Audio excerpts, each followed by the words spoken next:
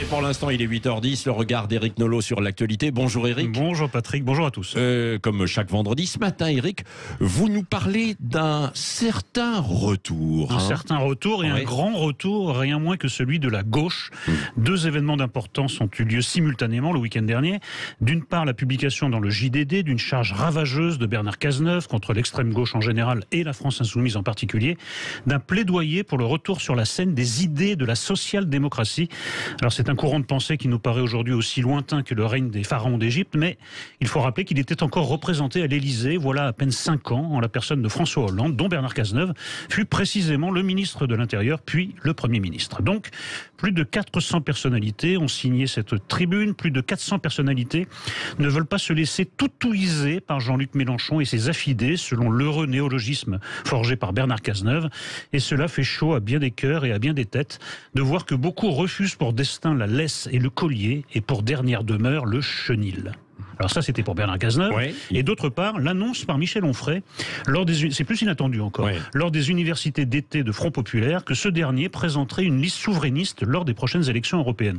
Le plus brillant de nos philosophes excluait jusqu'à présent de se lancer dans la compétition électorale et se montrait même à titre personnel partisan de l'abstention. Mais il juge désormais, je le cite, qu'on ne peut se contenter d'analyses de qualité et d'être négatif.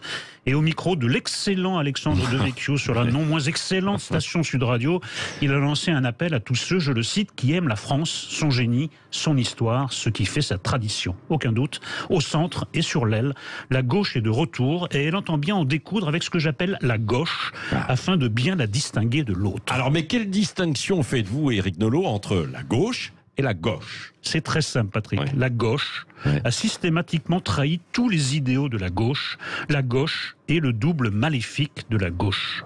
Les revirements de Jean-Luc Mélenchon suffisent à en faire la démonstration. Passer du républicanisme le plus ferme au communautarisme le plus éhonté, de la laïcité la plus exigeante à l'islamo-gauchisme le plus décontracté, etc., etc. Alors prenons un cas d'espèce.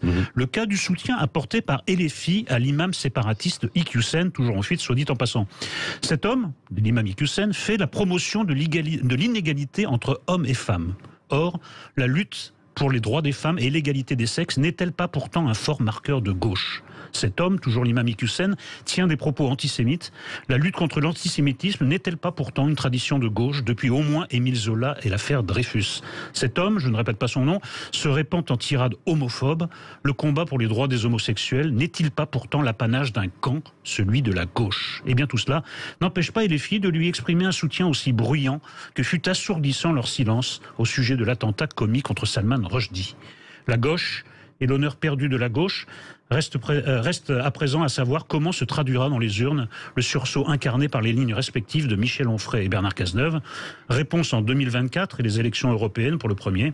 Réponse cet hiver et le congrès du PS pour le second, qui affrontera son premier secrétaire Olivier Faure, tenant en chef de la soumission aux insoumis. Merci Éric Nolot.